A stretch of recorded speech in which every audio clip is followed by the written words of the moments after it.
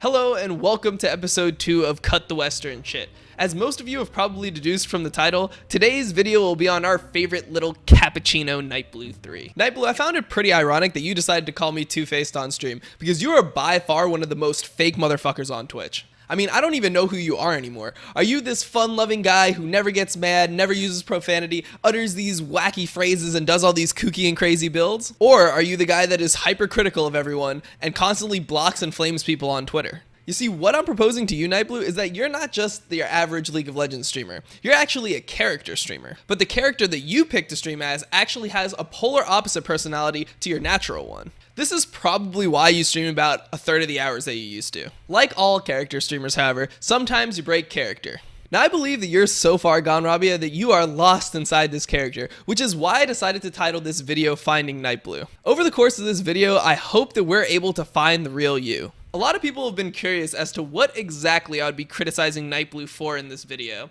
Was I going to criticize him for his overuse of extremely cringe sayings? Am I going to rehash the drama with Cutie, where he portrays Cutie as being this greedy, view-botting fuck? Diamond 5 player, everybody. While I talk more about this Diamond 5 player, let me run a 3-minute commercial in your face because I'm greedy. Oh wait, did that slip? Sorry. It's a little unfortunate. I guess he just wants to be funny in front of his viewers. Sorry. Did I say viewbots? I'm sorry, did I say viewbots? Did I say that Cutie Pie got caught viewbotting twice by Twitch? Oh, did I say that? I'm sorry, did I let that slip? My bad, dude. You can say whatever you want about me. I have nothing to hide. I don't hide things from you guys. Am I going to expose NIGHTBLUE for being off-stream duo boosted by Golden Glue on a Smurf in order to get to Challenger? Could I be firing shots back after he flamed me on stream? I don't want to talk to Dom anymore. Dom's really two-faced, dude. That's what I don't like about Dom. He's really two-faced. I've been ignoring it for a long time, but like he talks really bad about me a lot of the time, and I don't need people like that, man. I don't need to talk to people like that. Blocked me on Twitter and decided to send an angry army of 12-year-olds to my Twitch chat? Or will I be talking about how he holds champion selects hostage whenever he doesn't get the role that he wants in solo queue? Actually, I'm not going to be talking about any of these things. All these topics are too well documented, and I really just want to talk about the exact person that NIGHTBLUE is. Instead, I'll be discussing and disproving your accusations that Weekend, a Challenger Camille main and small-time streamer, was win trading in your games on November 2nd. Wait a sec.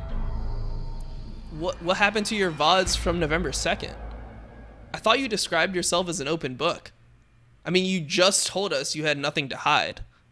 Well, I guess what you mean is you have nothing to hide besides for the shit that you've already hidden. Well, shit, man. I don't know what to do. I mean, how can I possibly prove NIGHTBLUE wrong when he deleted the VOD in question? Hold up. NIGHTBLUE is actually just extremely predictable. I knew he would try to delete this VOD because he does that every single time he tries to pull some shit like this. That's why NIGHTBLUE, on November 2nd, after you're done streaming, I made a point to immediately download this VOD before you had the chance to delete it.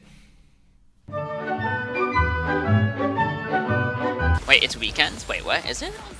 Is she like win trading? I wonder if she's win trading this game.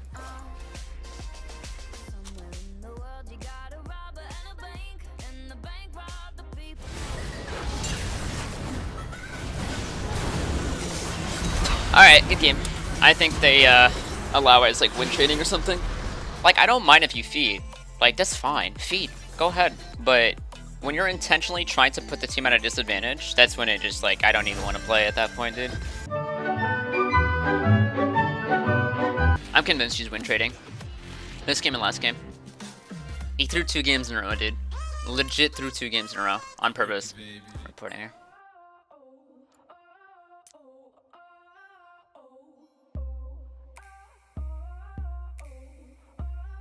Like I explained earlier in this video, you mentioned that Weekend was win trading 7 times in under 1 hour on stream, eventually culminating with you reporting him for win trading after the 2nd game. For anyone that is confused as to what exactly this means, he's essentially saying that Weekend has been paid by someone on the enemy team to intentionally lose the game, therefore boosting that player's rank.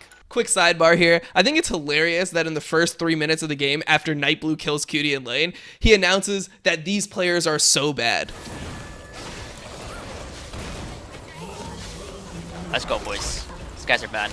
This is pretty ironic considering that NIGHTBLUE3 had a massive hissy fit when Cutie referred to him as a Diamond 5 player earlier this year, but everyone already knows that NIGHTBLUE is a hypocrite, so I'm not going to harp on this too much. Alright guys, it's time to think critically for a moment. Now when you accuse somebody of win trading, there has to be someone that the win trader is trading the win to. This narrows down the amount of win trading suspects to 2 people. The first of which is Cutie, a player who recently hit rank 1 on stream who is currently playing on his master tier smurf, and another player by the name of 32767. Now even you aren't dumb enough to accuse Cutie of win trading considering he has 4 challenger accounts that he played exclusively on stream. I mean, I seriously doubt he hit rank 1 and then decided, hey, I'm gonna win trade to win my master tier games against NIGHTBLUE. This means that the most likely candidate that Weekend was win trading to was 32767. So what I decided to do was look through Weekend's match history to see if he had any other games against 32767. The results may shock you. Weekend actually played 2 times against 32767 on the previous day, November 1st, resulting in 2 wins for Weekend. The first game, Weekend absolutely shits on 32767 and makes him go 0-9. And the second game, Weekend makes quick work of 32767 again. A little note here is that NIGHTBLUE3 and his duo Gengar actually end with a combined score of 113-7 this game. I also took a peek at the match history from one of the games that NIGHTBLUE accused Weekend of win trading, where Weekend ended up with a 5-8-1 score on Alawi and did double the damage of NIGHTBLUE's 1-6 Tristana. I mean, if I didn't know any better, I might think that NIGHTBLUE was the one win trading in this game. I'm just kidding. I know you're not a win trader, Rabia. I mean, anyone who watches my stream knows that I am completely okay with flaming. But when you accuse a fellow streamer of cheating and then report their account in an attempt to make them receive punishment without any evidence or justification, that is where, in my opinion, you cross the line, Rabia. Is it really that hard to believe that Weekend, a player who is essentially just a Camille one-trick, lost lane to Chris, someone who has been at the top of Challenger for 5 years and has also played competitive?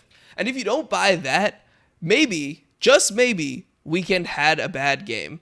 I mean, I seem to remember a game that you played versus me less than 2 weeks ago where you didn't have the hottest game yourself.